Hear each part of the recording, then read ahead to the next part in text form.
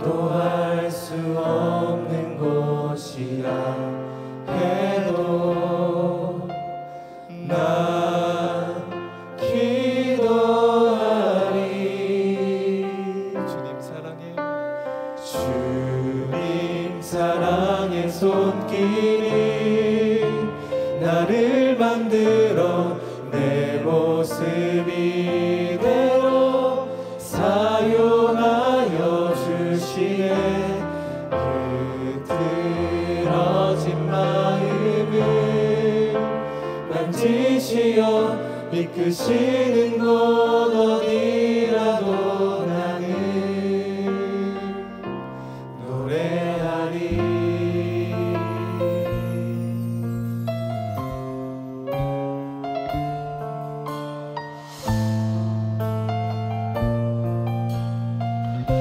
노래할 수 없는 곳이라 해도 노래할 수 없는 곳이라 해도 나 노래하리.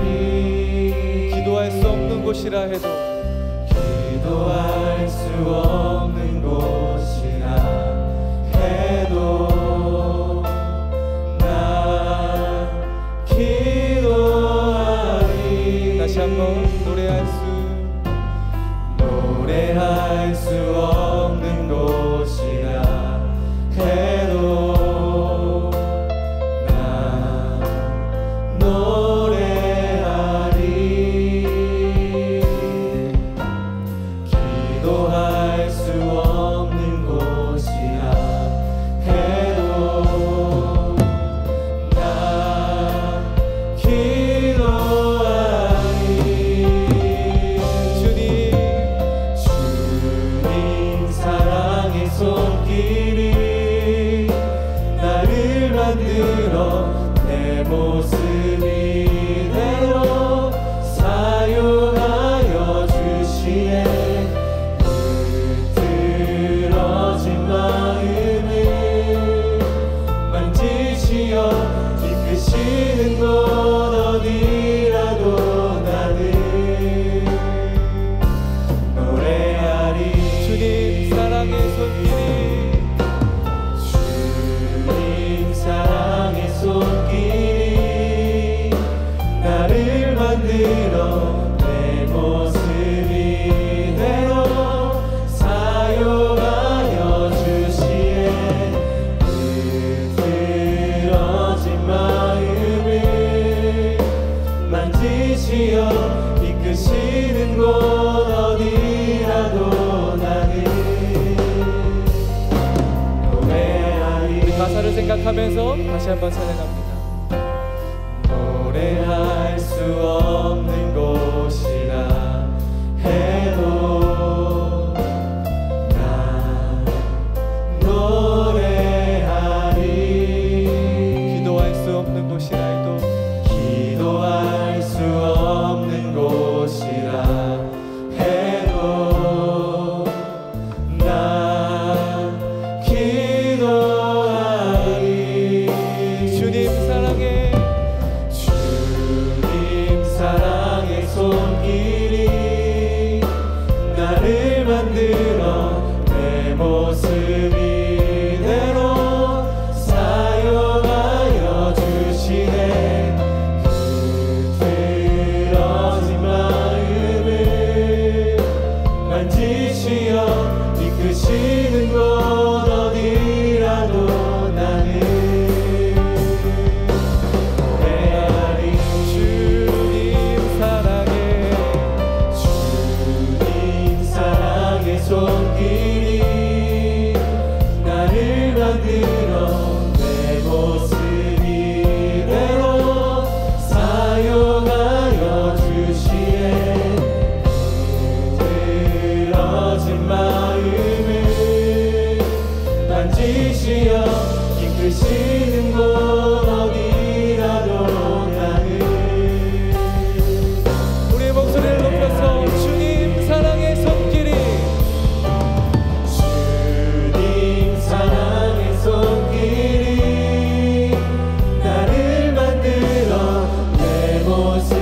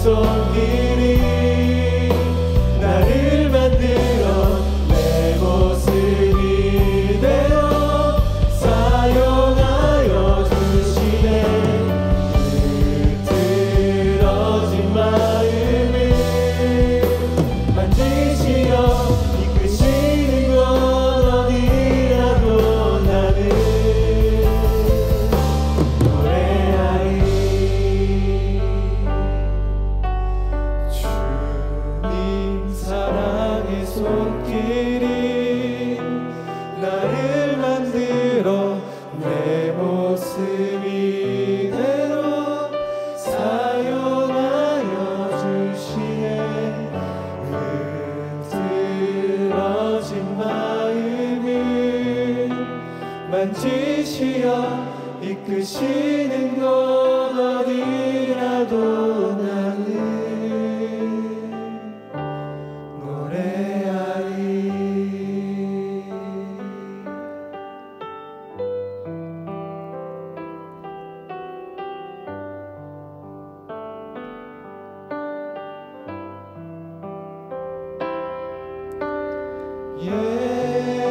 예수 사랑합니다.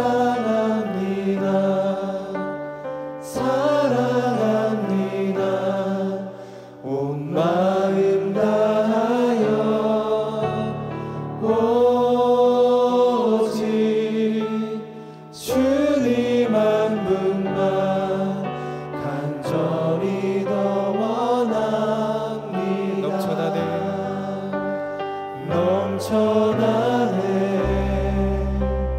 넘쳐나네 주를 향한 내 속에 갈망이 주님께로 날 이끌어 주소서. 주님을 더 원합니다. 우리 마음을 모아 예수 사랑합니다.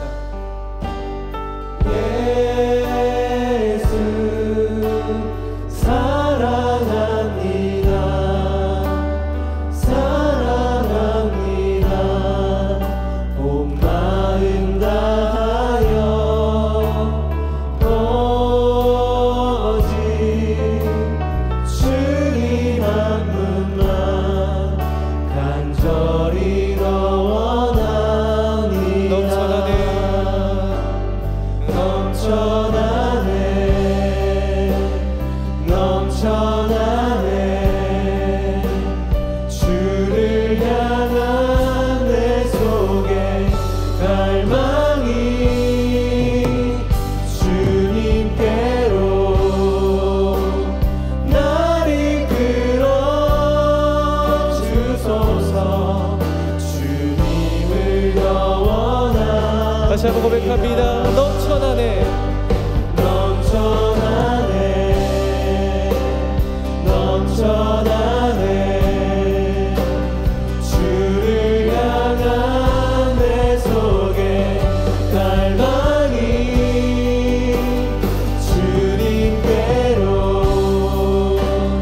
날 이끌어 주소서.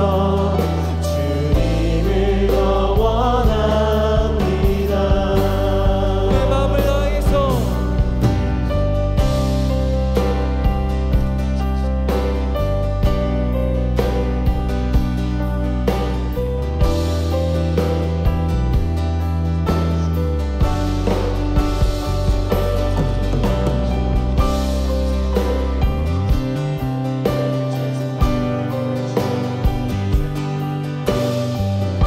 우리 한번 심령을 담아서 주님을 원합니다. 고백하기 원합니다. 넘쳐나네 넘쳐나네 주를 향한 내 속에 갈망이 주님께로 날 이끌어 주소서. 주님을 더 원합니다. 마지막 고백합니다.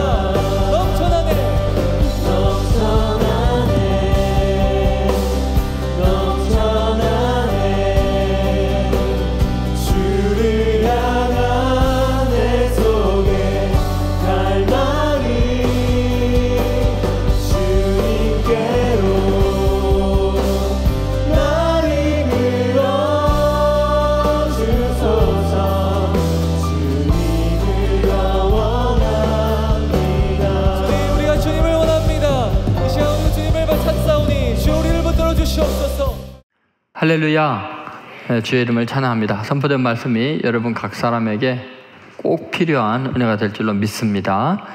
오늘 말씀의 제목은 시험을 감당할 수 없는 이유입니다. 오늘 이제 6.25 68주년 기념되는 주일이고요. 내일이 6.25 기념이죠. 어제 축구본이라고 다들 정신이 해롱해롱 하는 것 같은데 더구나 또 져가지고 마음이 아프죠. 박지성 그 해설위원이 그런 이야기를 하더라고요. 보이는 게 다가 아닙니다. 보이는 뛰는 선수들이 문제가 있는 게 아니고 보이지 않는 그것에 한국 축구에 문제가 있습니다. 그런 이야기를 해요. 여러분, 우리가 어떤 현실의 문제와 또 시험 받을 만한, 마음의 상처를 받을 만한 그런 아픔을 경험하는 그런 순간에요, 보이는 게 다가 아니고 보이지 않는 어떤 곳에 그 원인들이 있을 수 있거든요. 근데 그것을 찾아내고 거기서 회복이 되지 않으면 보이는 것 아무리 바꿔봤자 희망이 없는 거예요. 우리 인생이라는 게요, 살아가면서 늘 시련이 있고 또 시험에 들 만한 일들이 있습니다. 근데 그게 없으려면 무덤에 들어가 있으면 전혀 이제 시험도 없고 마음의 상처도 없겠죠. 살아있다는 것 자체가 시련의 극복의 과정이죠. 계속해서 오는 도전에 응전해야 되는 그런 삶입니다.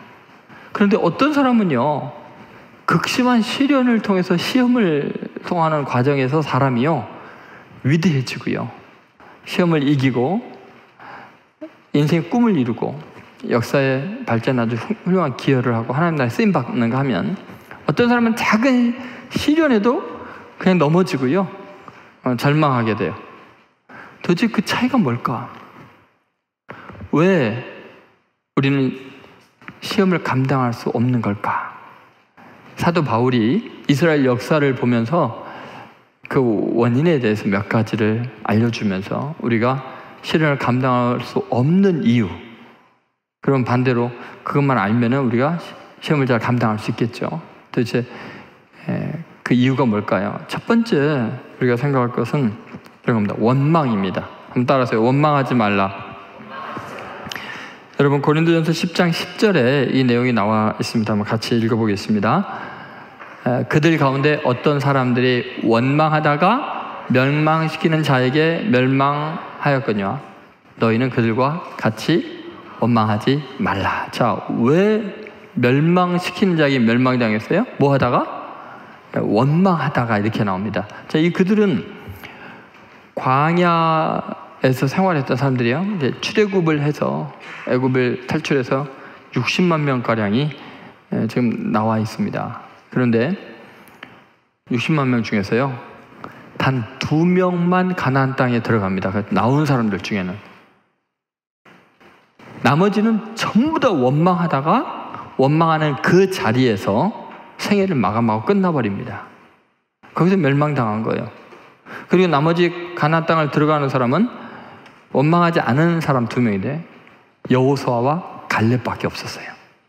모세도 마지막에 백성들을 갈대바나에서 원망하다가 그렇게 위대하게 쓰임받는 모세마저도 원망 때문에 못 들어갔어요. 그 원망이 얼마나 무서운가 한번 생각해 보세요. 원망하는 그 자리에서 거의 60만 명에 가까운 사람들이 그 자리에서 다 죽었어요. 결국은요. 왜 이런 일이 나고 원망이 왜 멸망을 가져오는 걸까요? 그 이유는 원망할 수 있는 상황, 그 문제 속에서 우리를 구원하실 수 있는 하나님을 거부하는 행위, 불신하는 행위가 원망이기 때문에 그래요. 여러분, 하나님이 능력 있는 분임을 믿는다면 원망 대신 기도할 수 있거든요. 하나님을 정말 믿는다면 원망할 그 시간에 기도할 수 있거든요. 하나님이 날 사랑한다는 걸 확실히 믿으면 원망을 하지 않고 기대할 수가 있거든요. 뭔가 하나님께서 날 위해 좋은 일을 이루어주시고 바꿔주실 거야. 정말 하나님의 주권을 믿는다면 역사의 주권자신 그분이 섭리하셔서 좋게 바꿔줄 걸 믿기 때문에 인내할 수 있거든요. 원망 대신에 참아 이겨나갈 수 있어요. 그러니까 다시 말해서 우리가 원망하는 것 자체는요, 어떤 상황이건 어떤 사람에 대해서건 원망하는 순간 우리는 하나님을 부인하는 결과를 초래해요. 그래서 우리를 구원할 수 있는 그분을 우리가 부인하니까 우리는 그 자리에서 멸망할 수밖에 없는 거예요. 어떤 일 있어도 원망하면 안 돼요. 심지어 원망을 할 때 그 누군가를 대상으로 이제 원망을 할 경우는요, 원인이 그 사람에게 있고 그 사람이 책임져야 된다는 생각을 가지고 있는 거예요. 그것은 마치 내가 그 모든 사안을 다 알고 있고 내가 평가하고 판단하기 때문에 결론이 내 안에서 내려지니까 원망을 하는 거예요. 그죠? 아니, 원인이 뭔지 책임을 누가 졌는지 모르는데 누구를 원망할 수는 없잖아요. 그러니까 우리는 원망하는 순간 우리가 심판자가 돼 있는 거예요. 우리는 그럴 자격이 없어요. 함부로 사람을 원망하면 안 되는 이유가 거기에 있는 거예요. 그리고 앞으로 이 일이 어떻게 변화될지 발전될지 아무도 모르는 거거든요. 야고보서 5장 9절에 이런 말씀이 있네요. 자, 같이 한번 읽어보겠습니다. 형제들아, 서로 원망하지 말라. 그리하여 심판을 면하리라. 보라, 심판주가 문 밖에 서 계시니라. 우리가 형제들이 서로 원망하게 되면은 그러면 심판을 피할 길이 없어요. 왜냐하면 원래 심판하신 분이 문 밖에 있는데 내가 심판자 노릇을 했으니 어떻게 심판을 피할 수 있겠어요? 그러니까 원망하는 것 자체가요, 대단히 교만한 거예요. 내가 심판자의 자리에 앉으려는 게 돼버려요. 그러니까 원망을 쉽게 하면 안 돼요. 더 심각한 건 뭐냐면 우리가 원망하는 순간 마귀에게 어서 들어오세요, 나를 지배해 주시고 나를 써주세요 라는 거랑 마찬가지예요. 원망을 통해서 사탄이 역사하거든요. 늘 불만, 불평을 통해서 사탄이 자기 나라의 왕국을 확장해 가고 있거든요. 그러니까 내 입으로 원망을 내뱉는 순간 바로 사탄의 도구로 전락하고 있다는 것을 잊지 않아야 돼요. 그러니까 아무리 너무 괴롭고 힘들고 억울해서 원망이 여기까지 나오려고 해도요, 원망을 하면 안 돼요. 차라리 그때 뭐 해야 되냐? 회개하는 게 나아요. 내가 좀 더 기도했더라면, 내가 더 도와주고 내가 더 노력했더라면 이런 일까지는 안 됐을 텐데, 주님, 내가 기도하지 못하고 내가 더 이해해 주지 못하고 도와주지 못한 거, 내가 더 참아주지 못한 거 용서해 주세요 하고 원망이 나올 때 차라리 내 자신을 치는 거예요. 회개를 하는 거예요. 그리고 더 놀라운 것은 원망을 해도 아무런 도움이 되지 않거든요. 원망을 하는 그 순간에는 문제는 문제대로 있는데 원망하는 그 순간에 또 다른 문제가 생겨요. 왜냐하면 그 사람과 나와의 갈등이 생기면 감정의 골이 깊어지고요, 이 문제보다 더 큰 문제가 또 하나 파생하게 되는 거예요. 그러니까 원망은 해결책이 되지가 않아요. 원망하면 할수록 이제 혹이 더 늘어나는 거예요. 더 문제가 더 커지는 거예요. 맞지요? 여러분 경험해 봤죠? 처음 들어보는 것처럼 그렇게 무표정한 표정을 지으면 제가 곤란해요. 그래서 원망할 바에는요, 하나님을 찬양하는 게 나아요. 어차피 바뀔 수 없는 거라면, 원망하면 더 악화된다면 원망하는 그 자리에 하나님, 주님의 능력을 믿습니다, 하나님 놀랍게 변화시킬 줄을 믿습니다, 하나님은 위대하십니다 하고 찬양하는 게 훨씬 나아요. 왜냐하면 원망할 자리에서 누구나 다 이 상황에 원망할 것 같은데 이 사람은 찬양을 하고 감사를 하면요, 하나님이 역사하지 않을 수가 없어요. 그리고 우리는 원망할 수밖에 없는 고통스러운 순간에 하나님을 찬양함으로, 하나님을 믿음으로 고백함으로 말미암아 놀랍게도요, 하나님에 대한 진짜 내 믿음을, 내가 하나님을 사랑한다는 고백을 진정성 있게 할 수 있는 기회를 얻게 되는 거예요. 기쁘고 즐거울 때, 잘 될 때는 누구나 다 찬양할 수 있어요. 그죠? 그건 믿음이 좋은지 확인할 방법이 없어요. 그런데 하나님께 진짜 사랑 고백할 수 있는 것은 하나님께 원망해야 되는 순간에 오히려 하나님을 찬양하고 감사할 때, 그때는 우리 신앙이 진짜인 게 드러나는 거예요. 예를 들면 욥 같은 경우 자기 전 재산을 하루아침에 잃어버리고 그렇게 사랑했던 자녀 10명이 한꺼번에 죽임을 당하고 그런 자리에서 그 부인이 그러잖아요. 보통 사람이 하는 것처럼 당신의 하나님을 저주하고 나가 죽어라. 그랬더니 욥이 뭐라 그래요? 내가 적신으로 나와 싸운즉 적신으로 돌아갈지라. 주신 자도 여호와시요 취하신 자도 여호와시니 여호와 이름이 찬양을 받으실지로다. 그 순간에 무슨 일이 하늘에서는 일어나는 걸까요? 욥을 시험했던 사탄이 부끄러워지는 거예요. 하나님의 영광이 드러나는 거예요. 하나님이 욥을 축복하지 않을 수가 없겠죠. 복을 내리지 않을 수가 없겠죠. 여러분, 상황을 다시 한번 생각해 봅시다. 이스라엘이 가장 괴로움을 당했던 나라 중에 하나가 아람이거든요. 아람이 늘 이스라엘을 침공해요. 그런데 아람의 군대 장관 중에 유명한 장군이 나아만 장군 있죠. 그 사람이 나병 환자인데 어느 날 이스라엘 사마리아 선지자에게 왔다가 요단강에 몸을 7번 이제 씻으란 말을 듣고 나병이 나아버려요. 살아계신 하나님을 경험하고 나니까 나아만 장군이 아람에 가서는 하나님만 예배하겠노라고 결심을 하고요. 그 다음에 자기 왕이 섬기는 신상을 섬기러 왕이 갈 때는 할 수 없이 이제 그 장관이니까 따라는 가겠다. 그것까지만 용서해달라 이야기를 하죠. 그리고 나아만 장군이 살아있는 동안에는 아람이 이스라엘을 못 쳐들어와요. 어떻게 쳐들어갈 수 있겠어요? 나아만 장군이 이스라엘의 편이 돼갖고 이스라엘을 보호해버리는 거예요. 그러니까 적장이 아군이 돼 있는 거예요. 어떻게 이런 일이 일어났어요? 열왕기하 5장 1절부터 3절의 내용을 보면요, 이런 굉장히 비극적인 사건 속에서 이런 기적 같은 일이 일어난 거예요. 뭐냐면 이스라엘에 한 어린 소녀가 있었는데 그 소녀가 들에서 친구들과 놀고 있을 때 갑자기 아람 사람들이 때로 몰려와갖고 인간 사냥을 한 거예요. 노루 잡아가듯이 막 몰이를 해갖고 소녀 하나를 납치해가지고 가서 얼마나 많은 폭행을 했는지 모르겠어요. 노예시장에 팔아 넘겼어요. 팔려가다가 나아만 장군 집에 노예로 들어온 거예요. 몸종 노릇을 한 거예요. 그런데 놀랍게도 이 소녀는 단 한마디 원망하는 말이 없어요. 그 비극적인 인생 앞에서요.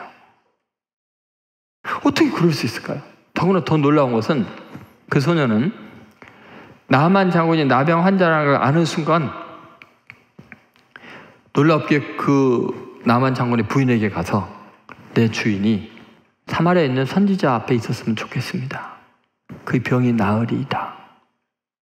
말도 안 되잖아요. 자기를 구원하지 않은 하나님, 자기의 부르짖음에 응답지 않은 무관심한 하나님을 나의 하나님으로 고백하고 구원의 능력이 있다고 고백하고 더구나 적장의 몸까지 치유할 수 있는 크신 하나님으로 고백을 하잖아요. 다른 소녀 같으면 내 인생이 왜 이러냐고, 왜 이렇게 비극적이냐고, 내가 뭔 죄를 지었냐고 원망할 만한데 오히려 하나님이 자기를 구원하지 않는데 하나님을 찬양하고 하나님을 자랑하고.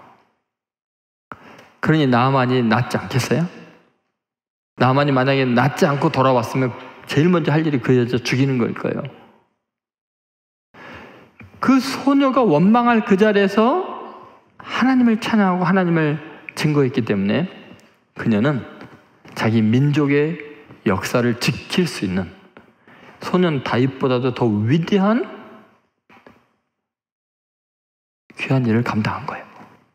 만약에 그 소녀가 원망하면서 매일매일 지냈다면 그 나아만 장군의 부인이 그 소녀의 말을 믿고 적진의 나병 환자인 것을 장군이 보이겠냐고요. 여러분, 어차피 해결될 수 없는 상황이라면, 원망이 나올 수밖에 없다면 차라리 그거를 활용하는 게 낫습니다. 원망할 수밖에 없는 그 상황에서 오히려 주님을 찬양하는 거죠. 여러분, 성경에 나오는 위대한 인물들이 다 그런데요. 요셉, 원망할 수 있어요, 없어요? 그의 삶이. 다윗, 다니엘, 전부 다요. 정말 비극적인 어린 시절, 청소년 시절, 청년 시절을 지내요. 그런데 전부 다 살아계신 하나님을 믿고 그분과 동행하면서 원망하지 아니하고 주님께 기도하고 찬양해요. 그러므로 그들은 시험에 들지를 않아요. 오히려 상황을 바꾸고 그 시대를 이끌고 위대한 인물들이 돼요. 적어도요, 원망 하나만 안 해도 여러분의 삶은 얼마든지 위대해질 수 있어요. 그 입을 지키는 거, 그 마음을 지키는 거, 그것이 여러분의 상황을 완전히 바꿀 수 있어요. 여러분 믿습니까? 원망하면 반드시 그 자리에서 멸망해요. 근데 원망할 수밖에 없는 그 자리에서 기도하고 찬양하면 위대해지는 거예요. 여러분, 이 진리를 여러분 마음에 새기고 성령의 감동을 따라서요, 자기 입술을 지켜나가 보세요. 마음을 다스려 보세요. 원망할 수밖에 없을 때 꼭 위대한 역사를 이루는 그런 여러분이 돼야 돼요. 여러분, 예수님을 한번 생각해 보세요. 예수님, 제자 중에 한 사람이 자기를 팔아 넘겼어요. 수제자는 부인하고 저주했어요. 단 한마디 원망을 안 하세요. 그 제자 만나서도요, 너 그럴 수 있니? 이 말 한마디 안 하세요. 너가 날 사랑하느냐? 떡과 물고기를 오히려 대접해 주시죠. 그렇게 사랑했던 백성들이 예수님 십자가에 못 박으라고 소리를 지르는데 예수님은요, 한마디를 안 하셔요. 십자가에 못 박으라고 그렇게 소리를 지르는데 니네들 그럴 수 있냐? 이런 말을 안 해요. 만약에 여러분이 저한테 십자가에 못 박으라고 소리를 질러보세요. 제가 뭐라 그러겠나? 저런 저주받을 것들 막 이럴지 모르잖아요. 그죠? 예수님 한마디 원망 안 하세요? 놀랍게요, 예수님을 잡아다가 옷을 벗기고 채찍질해서 온 살점을 떨어뜨려 나가고 가시관을 따귀를 때리고 침을 뱉는데 로마 군병을 향해서 단 한마디 원망을 안 하세요. 참 놀라울 정도예요. 나중에 예수님을 십자가에 벌거벗겨서 매달아 놓고 지나간 사람들이 침을 뱉고 고개를 설레 흔들면서 니나고나 하면서 조롱을 하는데 예수님 원망 안 하셔요. 오히려 그들 위해 기도하세요. 아버지, 저들의 죄를 사해 주세요. 자기가 하는 일을 알지 못함입니다. 그리고 원망하지 않았기 때문에 그 자리에서 전 인류를 구원해요. 원망하는 사람은 그 자리에서 멸망하지만 끝까지 원망하지 않냐고 하나님께 기도하고 찬양하는 사람은 그 시대를 구원하는 거예요. 그 자리를 구원하는 거예요. 그 가정을 구원하는 거예요. 여러분 믿습니까? 한번 해보세요. 일주일 동안 시험한 다음에 다음 주에 한번 저한테 이야기 좀 해줘 보세요. 끝까지 원망하지 말고요, 축복하세요. 기도하세요. 찬양하세요. 그러면 모든 시험을 이기는 놀라운 능력이 여러분에게 임할 줄로 믿습니다. 두 번째, 시험을 감당하지 못하는 이유가 있어요. 그 이유는 본보기 때문에. 본보기를 무시해서 그래요. 한번 따라해보세요. 본보기를 무시하지 말라. 네, 11절을 한번 보시죠. 그러니까 이건 뭐냐면 과거의 사건이나 사람들이 심판당하는 그것을 본을 보아서 다시 나에게 경계로 삼으라는 거예요. 자, 한번 11절 같이 읽겠습니다. 그들에게 일어난 이런 일은 본보기가 되고 또한 말세를 만난 우리를 깨우치기 위하여 기록되었느니라. 여기 보니까 이 과거에 일어난 일들이 나에게는 뭐예요? 본보기라는 거예요. 그 본보기라는 게 뭐냐? 이렇게 살면 이렇게 된다는 거예요. 그러니까 너는 그렇게 살면 안 된다는 깨우침을 주는 것이 과거의 역사라는 거예요. 그러니까 여러분, 역사는 시련 극복의 과정의 실전 보고서와 같아요. 그러니까 역사를 보고 깨닫는 사람은 시험을 이길 수 있는 지혜를 얻게 되는 거예요. 그런 의미에서 여러분, 과거의 사건 속에서 내 자신, 우리 민족, 우리 공동체의 운명을 볼 수 있어야 돼요. 그것이 굉장히 중요합니다. 성경에는 그렇게 수많은 역사적인 사건들이 기록되어 있는데 그건 뭐냐면 하나님께서 본보기를 우리에게 보여주는 거예요. 너 이렇게 살면 이렇게 된다. 그걸 알려주고 있는 거죠. 예를 들어서 여러분, 우리 주변에서 아주 가까운 데 있는 사람들에게 어떤 일이 일어나잖아요. 뉴스에서 어떤 사건이 일어나면 어떤 그 사람 인생의 결과가 어떻게 되잖아요. 그래서 좀 이따 보면 내 아는 사람 중에도 그런 일이 겪죠. 그래서 좀 있으면 내 친척 중에 그런 일을 저지르고 그렇게 돼요. 그럴 때 여러분 뭘 느껴요? 하나님께서 나에게 본보기를 좀 보여주는 거예요. 너 이러면 인생 망친다. 너 이렇게 살지 말아라. 그런 거예요. 그죠? 그러면 그걸 깨닫고 나에게 향하신 경고인 걸로 깨우치고 내 삶을 돌이키면 시험에 들 일이 없어지는 거예요. 그죠? 시험에 빠지기 전에 경고를 해주시니까, 본보기를 보여주셨으니까. 근데 그 지혜가 없는 거죠, 사람들이. 여러분, 하나님이 얼마나 이 경고의 말씀과 본보기를 많이 보여주냐면, 모세오경에 보면 죄를 지으면 얼마나 참혹한 고통을 겪고 죽임을 당하는지를 보여주는 게 뭐예요? 모세오경에 나오는 수많은 제사 제도예요. 인간이 자기 죄를 지으면 죄를 사함받기 위해서 짐승을 끌고 와가지고 제사장과 함께 목을 따서 죽이고 가죽을 벗겨서 피를 쏟고 그리고 불태워서 번제를 바치는 거예요. 그럼 여러분, 요세푸스의 기록에 의하면 예루살렘 성전에서 그 제사 지내는 희생 제물의 피가 강물처럼 흘러내렸대요. 왜 그런 제사제를 만들었을까요? 인간으로 하여금요, 죄의 심각성을 본보기로 보여주는 거예요. 그러니까 심지어 하나님이요, 이 죄의 심각성을 깨닫게 하려고 자기 외아들까지 십자가에 못 박여서 인간의 죄를 해결하기 위해서 죽게 함으로써 본보기를 보여요. 너희들이 죄 지으면 내 아들 죽어야만 죄 문제가 해결된다. 죄 짓지 말라. 얼마나 심각한 양인지 몰라요. 예를 들면 역사서가 다 그런데 사사기, 그 다음에 사무엘 상하, 열왕기 상하, 계속해서 역사서에 보면요, 똑같은 본보기가 패턴처럼 나와요. 뭐냐? 인간이 범죄하면 하나님이 적국을 들어서 쳐서 심판하고, 그리고 인간이 회개하면 하나님이 구원자를 보내서 구원한다. 이 네 사이클로 이루어지거든요. 그런데 놀라운 것은 이 네 사이클 중에 가장 중요한 본보기를 두 가지로 보여줘요. 한 가지가 뭐냐면, 정말 하나님의 말씀대로 바르게 살면 얼마나 하나님께 복을 받는지 좋은 본보기로 다윗의 길을 보여줘요. 다윗 같이 행하였다는 이야기. 예를 들면 열왕기 하 22장 2절에 보면, 열왕기 하 22장 2절에 보면은 요시아 왕에 대한 이야기가 나와요. 한번 같이 읽어보겠습니다.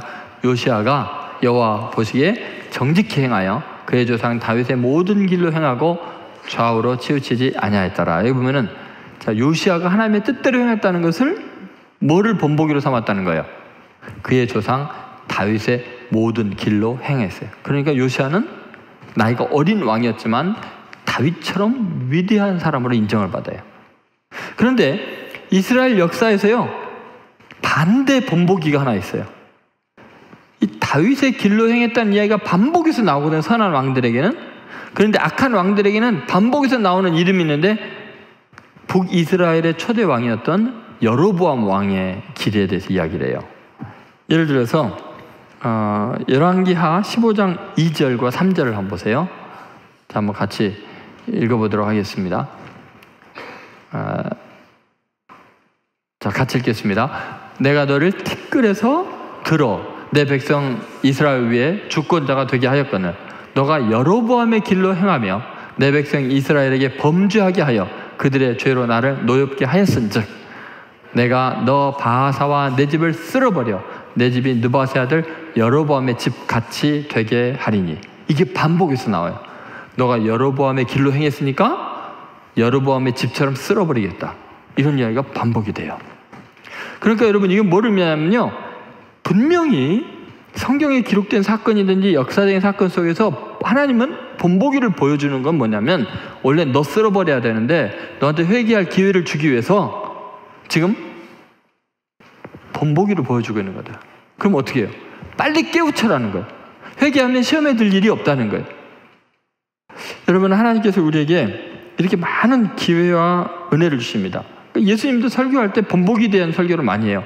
소돔과 고모라 이야기도 하시면서, 만약 내가 그들에게 기적을 행했다면 너희들에게 행한 것 같은 기적을 그들에게 했으면 그들이 회개했을 거다. 니네는 왜 회개 안 하냐? 너희도 소돔과 고모라보다 더 심한 벌을 받을 거다. 이런 이야기를 하시죠. 여러분, 참으로 답답한 게 뭐냐면, 우리들은 역사를 잘 알고 있어요.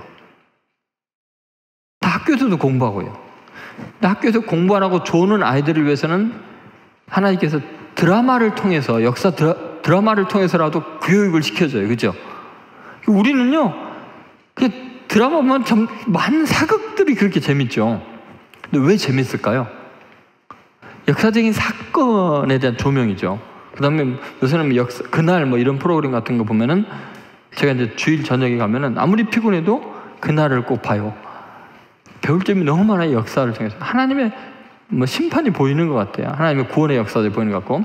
근데 여러분 보세요. 참 신기한 게요, 삼국시대 이야기든 고려시대 이야기든 조선시대 이야기든 역사 드라마를 보는데 우리가 완전히 몰입이 된 이유가 뭐냐면요, 그 이야기가 꼭 내 이야기 같거든. 더 심각한 것은 이 시대에 대한 이야기하고 똑같다는 거예요.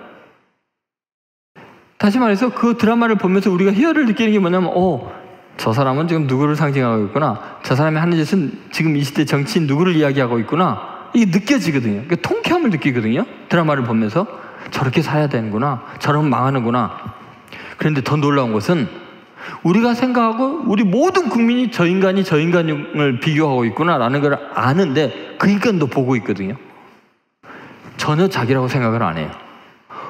본보기를 이렇게 주의하질 않아요. 무시해요. 예를 들어서 자기는 지금 여로보암의 길을 가면서, 사는 건 여로보암 같이 살면서 자기는 다윗 같은 복을 받을 줄로 신기한 착각을 해요.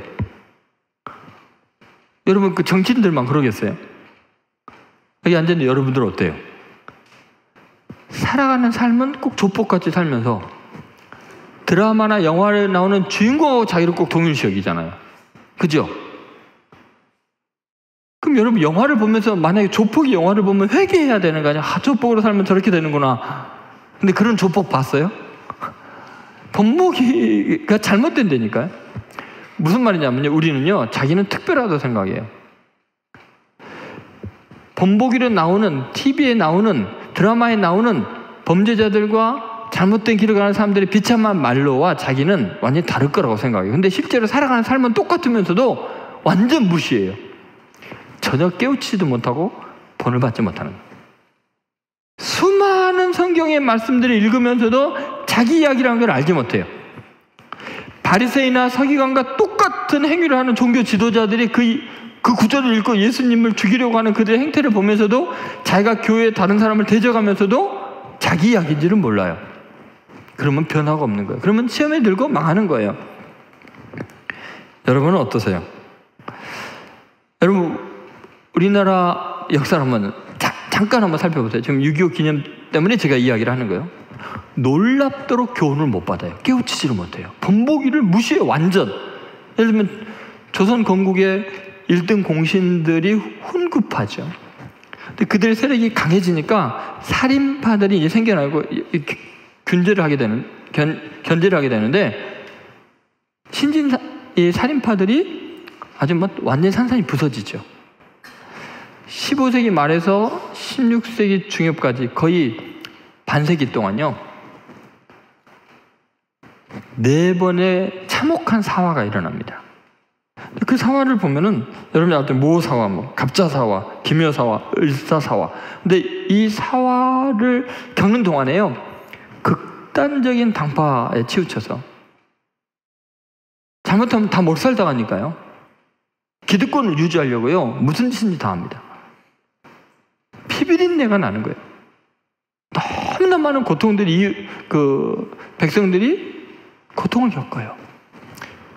그러다가 임진왜란의 참혹한 결과를 초래해요. 왜 그러냐? 그러면 1591년 음력 3월에 조선통신사의 손을 통해서 도요토미 히데요시가 답서를 보내거든요. 근데 답서의 내용을 보니까 거기에 정명가도라고 나와요. 그러니까 명나라를 정복하는 거에 대한 이야기가 나온 거예요. 그리고 통일사들이 보니까 정말 일본이 정말 어마어마한 군사력이 지금 축적되는 거예요. 그러면 전쟁이 이렇게 뻔한 거예요. 그러니까 서인의 대표교인 이 황윤길이라는 분이 전쟁 직전이다, 빨리 전쟁 준비를 해야 된다, 방비를 해야 된다 하는데, 거기에 반대를 하는 동인의 대표교인 김성일이가 너무 확대 해석을 해서 민심을 동요시키고 사회를 혼란시키게 한다고 전쟁 절대 일어나지 않는다 그래요. 그런데 도요토미히데요시의 답서나 일본의 상황이 전쟁을 지금 준비하고 있는 게 너무 명료하니까 심지어 동인이었던 허성이라는 사람도 전쟁 준비해야 된다고 급하다고 이야기를 해요. 그런데 결국은 동인들이 자신들의 기득권을 포기하지 않으려고 이 나라가 흔들리는 질서가 깨지는 걸 원하지 않아가지고 전쟁 준비를 안 해요. 그것 때문에 결국 무방비 상태로요. 죄 없는 백성들이 참혹하게 사륙을 당해요. 전 국토가 완전히 약탈을 당해요. 그때 일어났던 참혹한 일들은 우리가 이름 말할 수가 없고요. 우리나라의 최고의 보물들이 다 그냥 약탈을 당하는 거예요. 그러면 여러분 이런 일을 겪으면 그 다음에 일제시대 같은 일본의 침략을 또 받는 일이 없어야 되는 거 아니에요? 근데 또 고스란히 당해요. 그럼 그렇게 또 준비되지 못하고 그런 일을 당하면 6.25 전쟁 같은 참화는 일어나지 않아야 되는 거 아니에요? 근데 여러분 6.25가 일어났을 때 그 상황이요, 임진왜란이 일어날 때 상황과 똑같고 지금 상황하고 똑같아요. 그때 대한민국의 상황이 어떠냐? 그럼 생각해 보세요. 그때 그 박헌영과 같은 그런 그 좌파 정당이 활동을 하고 있었고요. 그리고 해외에서 독립운동을 했던 해외 독립운동파들이 이승만을 중심으로 해서 결성되어 있었고, 그 다음에 국내에서 민족주의적으로 독립운동을 했던 김구 선생과 그 일행들이 있었어요. 그 그룹이 있었고요. 그런데 똑같은 독립운동을 하면서도요, 극단적인 대립관계가 있어요. 각각이 다 나라를 위한다고 하는데 서로를 도저히 용납할 수가 없네요. 그러니까 김규식 선생 같은 분이 좌우 합작을 통해서 민족이 분열되면 안 된다고, 그리고 막 평양을 방문하고 조율을 하려고 하니까 김구 선생님이 그 뜻을 귀하게 여겨서 합류해서 뭔가 나라가 분열되지 않을 수 있는 기회가 왔는데 김일성과 이승만이 극단적으로 반대해서 결국은 6.25 참화가 일어나게 되는 거예요. 더 놀라운 것은요, 그 전쟁의 그 징후가 너무너무 많은 경고로 우리에게 다가왔다는 사실이에요. 여러분 1950년 3월 25일 그때 이미 국방부에서 국토방위계획 같은 걸 하면서 굉장히 중요한 조사를 진행하게 되죠. 그때 강문봉이라는 작전국장을 통해서 그 상황을 계속 보고를 이제 받게 되는데, 그때 이 강문봉 대령이 지금 38선 쪽으로 모든 병력이 북한에 집결되어 있는 것을 계속 보고를 합니다. 이거 위험하다가 전쟁 빨리 대비해야 합니다. 그런데 놀랍게도 신성모 국방장관이나 최병덕 육군참모총장이 이걸 완전히 무시합니다. 전쟁 발발 6일 전까지도 계속 보고를 하면서 독촉을 하면서 이게 너무너무 위험한 상황입니다. 그런데 오히려 이 신성모 국방장관이요, 이승만 대통령한테 명령만 내리면 우리가 북침해버리고 통일시킬 수 있습니다, 이런 식으로 명령만 하라니까 미국에서요, 한국전쟁이 발발하게 되면 너무 먼 데서부터 와야 되니까, 소련하고 해야 되니까, 전쟁이 일어나기 원하지 않으니까요, 이게 너무 이러다가 전쟁이 일어날 것 같으니까 비행기와 전차를 다 몰수해버립니다. 그리고 심지어 뭐 박격포나 이런 그 무기들을 90% 이상을 다 못 사용하게 다 수거해 가버립니다. 전쟁하기 불과 며칠 전인데 미국도 믿지를 않는 거예요. 아무리 보고를 해도. 그러니 이 강문봉이라는 이 대령이 얼마나 답답했겠어요. 결국은 그 위태로운 지경에서 축제를 벌리고 무슨 다 휴가를, 군 장병들이 휴가를 보내고 그런 상태에서 전쟁이 일어난 거예요. 그러니까 역사를 해석하는 사람들은 오해를 일으킬 수밖에 없는 일이에요. 이거 이승만 정권이 오히려 뭐 북침을 유도한 게 아니냐, 뭐 이런 이상한 해석이 나올 수밖에 없는 상황이 돼버린 거예요. 그러니까 여러분 가만히 생각하면 그러면 임진왜란 때하고 지금 6.25가 터질 때하고 상황이 똑같잖아요, 그렇죠? 그럼에도 불구하고요, 그 역사적인 교훈과 본보기가 있음에도 불구하고 현실 속에서요, 그걸 깨닫지를 못하는 거예요. 깨닫지 못하는 거예요. 여러분, 우리가 국가적인 이야기를 하니까 내 개인과는 상관이 없다고 생각하는데 여러분, 그렇지 않아요. 국가나 우리 개인이나 똑같습니다. 분명히 하나님은 우리에게 기회를 주시려고요, 무수한 본보기를 여러분 주위에 보여주고 있어요. 여러분 선배들이 야, 너 그렇게 살면 안 돼, 나같이 된다, 자기 본보기를 이야기하잖아. 너 지금 준비하고 열심히 노력하고 뭐 어떻게 하고 뭐 이야기하잖아요. 부모님이 이야기하잖아요.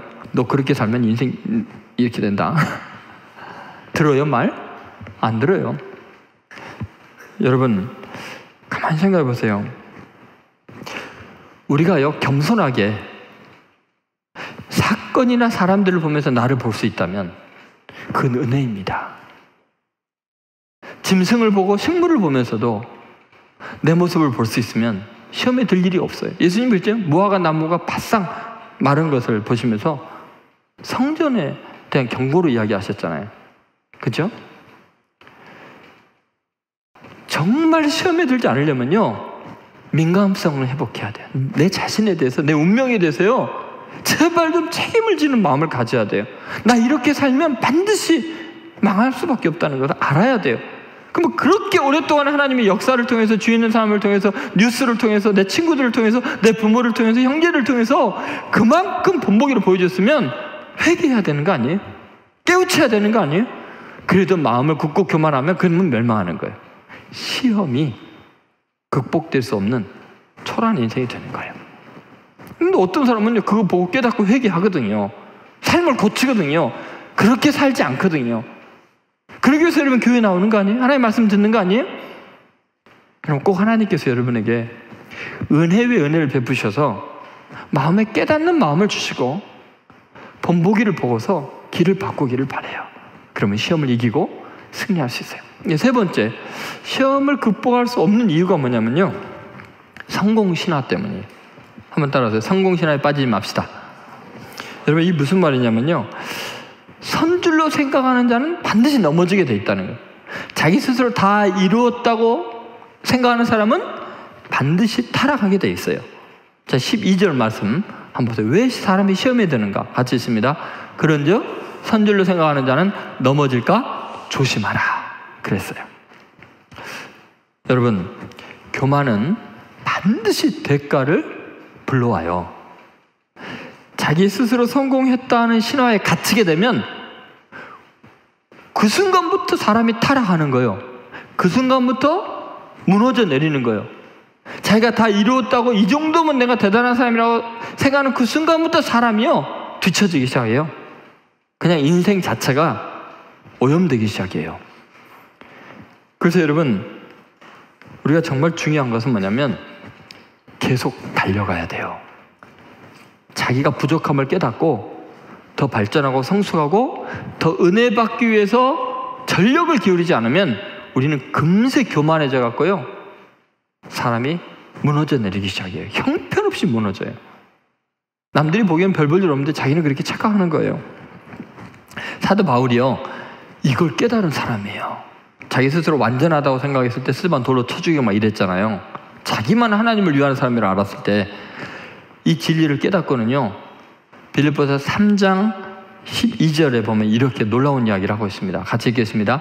내가 이미 얻었다 함도 아니요 온전히 이루었다 함도 아니라 오직 내가 그리스도 예수께 잡힌 바 된 그것을 잡으려고 뭐 한다고요? 달려가노라. 자, 바울이 뭐 하고 있어요? 달려가고 있어요. 선줄로 생각하지 않는 거예요. 더 추구하고 있는 거예요. 그건 뭐냐면 이미 얻었다는 게 아니고 온전히 이루었다는 게 아니에요. 미련한 사람은 자기가 똑똑하다고 생각을 해요. 이 정도면 나 훌륭하게 살고 있다고 생각해요. 그 나만큼 사는 사람이 어디 있냐고 이야기를 해요. 아무리 충고해도 그러면 안 된다고, 너 너무나 수준이 낮다고 해도 자기가 이루었다고 생각한다니까요.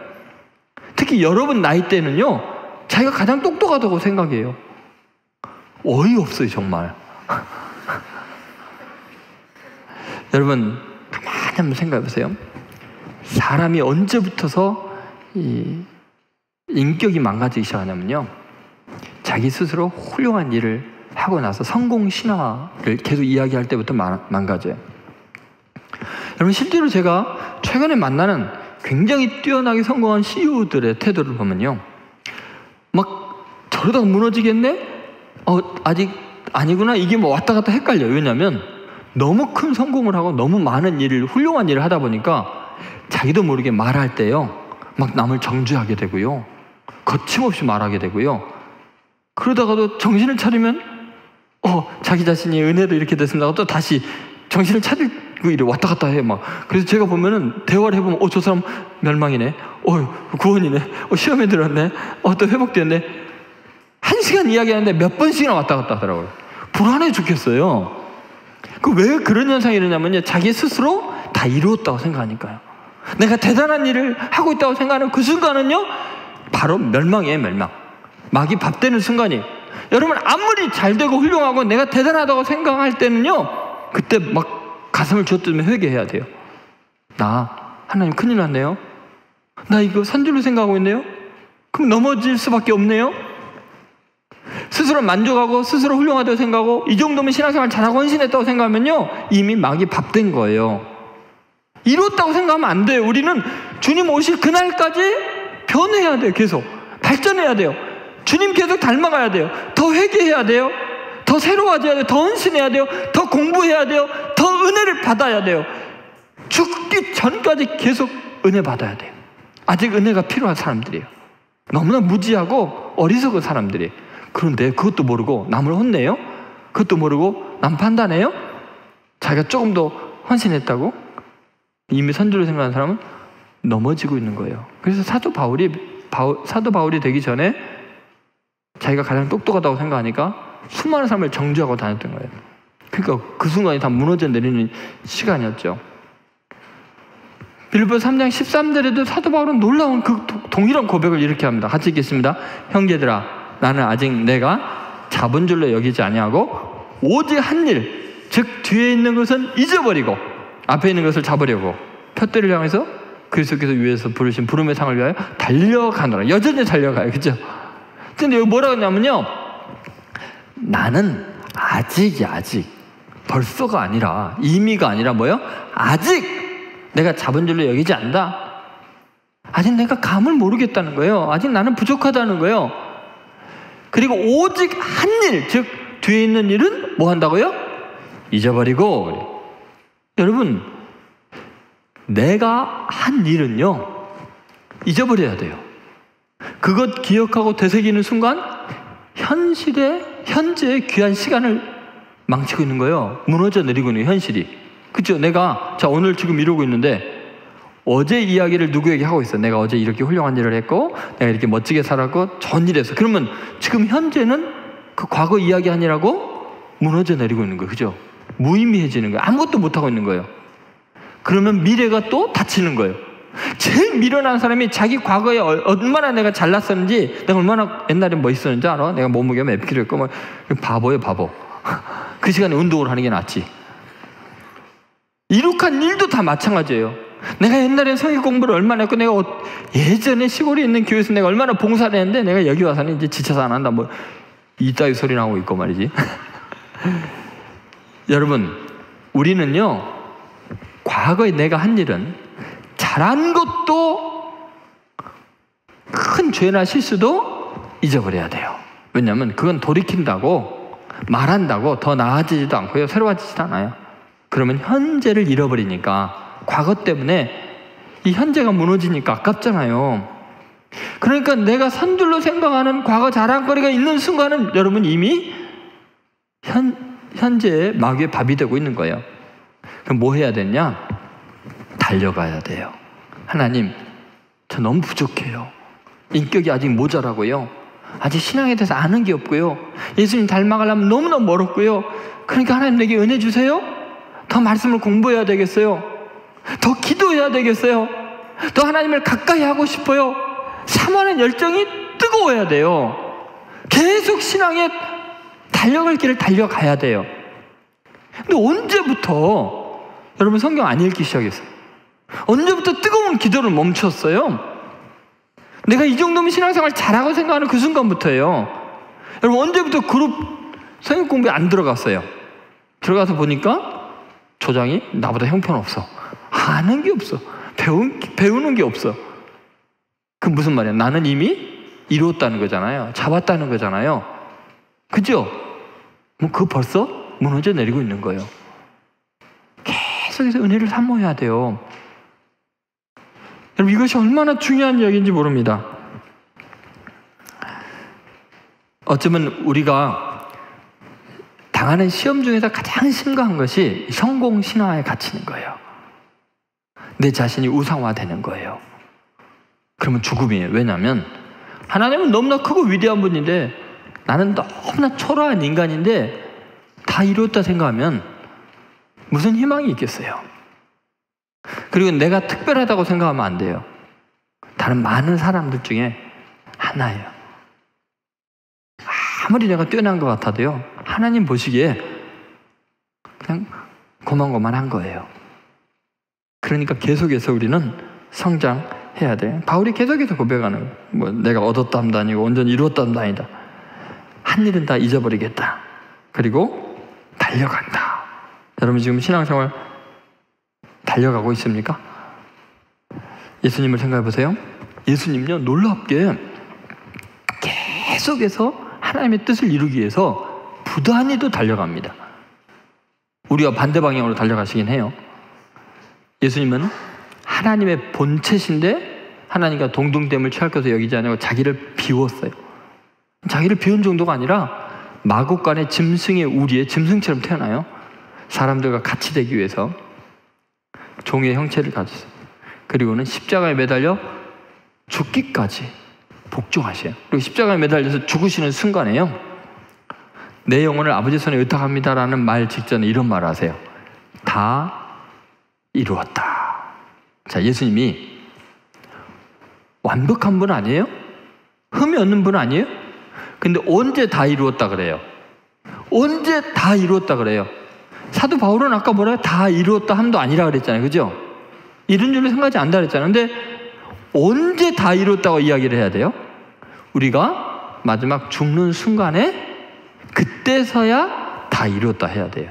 근데 여러분, 새파랗게 젊은 나이에 다 이룬 것처럼, 뭐 대단히 아는 것처럼, 다 성취한 것처럼 교만하면 이미 그 순간부터 이제 사람이 썩어가고 있는 거예요.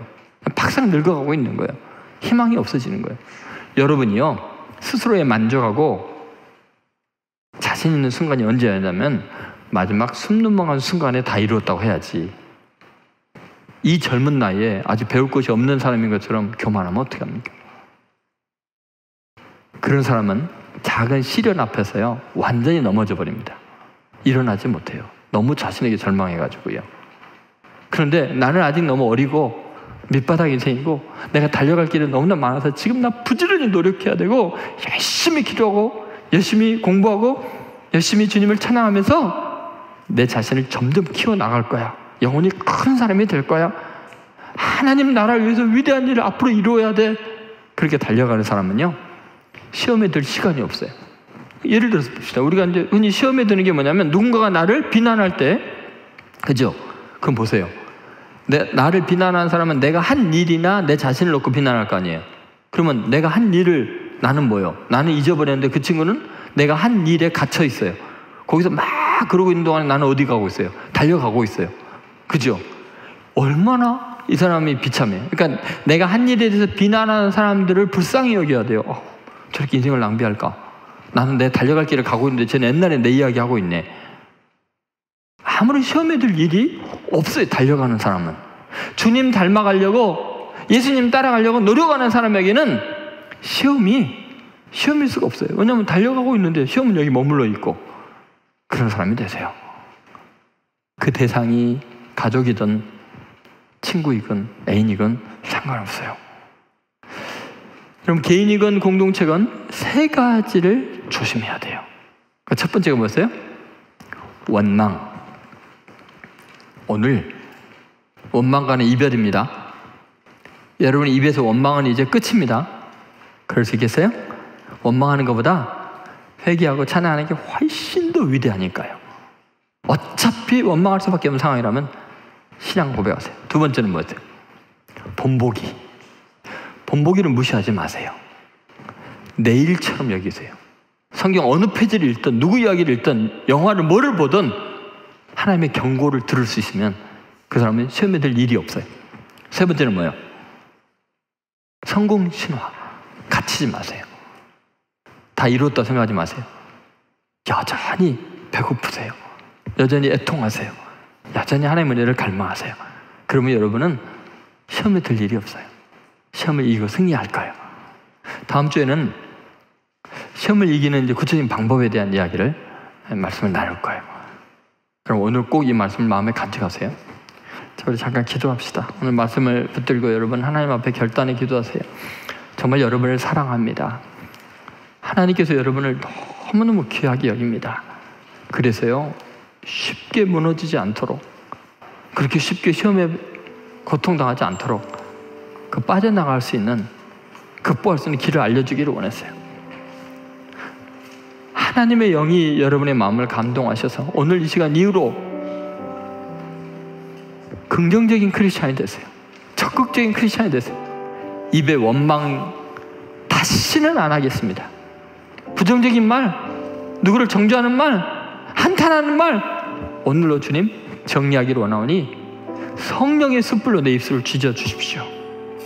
주님, 내 영혼이 민감하고 예민해서 모든 물건을 보나 사건을 보나 드라마를 보나 하나님의 메시지를 듣게 하시고 내 모습을 바라보게 하시고 본받게 해주시고 정말 정신을 차리게 해주십시오. 그리고 주님, 너무나 부족하고 어리석으면서 모든 걸 이룬 사람인 것처럼 서 있는 사람 되지 않게 하고 선줄로 생각하지 않게 해주시고 여전히 굶주리고 여전히 갈증을 느끼며 여전히 달려가는 믿음의 사람 되게 해주십시오. 마음의 교만함을 다 내려놓게 해주십시오. 겸손히 은혜를 갈망하는 매일매일 삶이 되게 하여 주옵소서. 같이 우리 통성으로 기도하겠습니다. 주님, 오늘 선포된 말씀 앞에 하나님 은혜를 베풀어 주시기를 원합니다. 귀한 하나님의 사람들을 붙잡아 주시기를 원합니다. 아버지 하나님, 말씀하옵소서. 주여 은혜를 베풀어 주시옵소서. 아버지 역사해 주시옵소서. 주님을 기대합니다. 주님을 사랑합니다. 아버지 하나님, 주님을 믿습니다. 아버지, 오늘로서 아버지 하나님, 오늘 아버지 하나님, 내가 원망하지 않기를 원합니다. 그 성령님 내 마음에 있으래 아버지 하나님 원망이 완전히 아버지 하나님 지워지게 하시고 주를 찬양하고 기도하고 회개하게 하여 주시옵소서. 주여, 내가 주님의 경고의 말씀을 아버지 하나님의 메시지를 잘 보게 하시고 주여, 그걸 붙들고 회개하는 심령으로 아버지 앞에 나가기를 원합니다. 그리고 아버지, 아무것도 이루어지지 않고 부족한 초라한 죄지면서 마치 모든 걸 이룬 것처럼 교만하고 높아지지 않게 도와주시기를 원합니다. 겸손해지기를 원합니다. 하나님 도와주시고 다시 출발하게 하시고 하나님의 영광을 바라보기를 원합니다.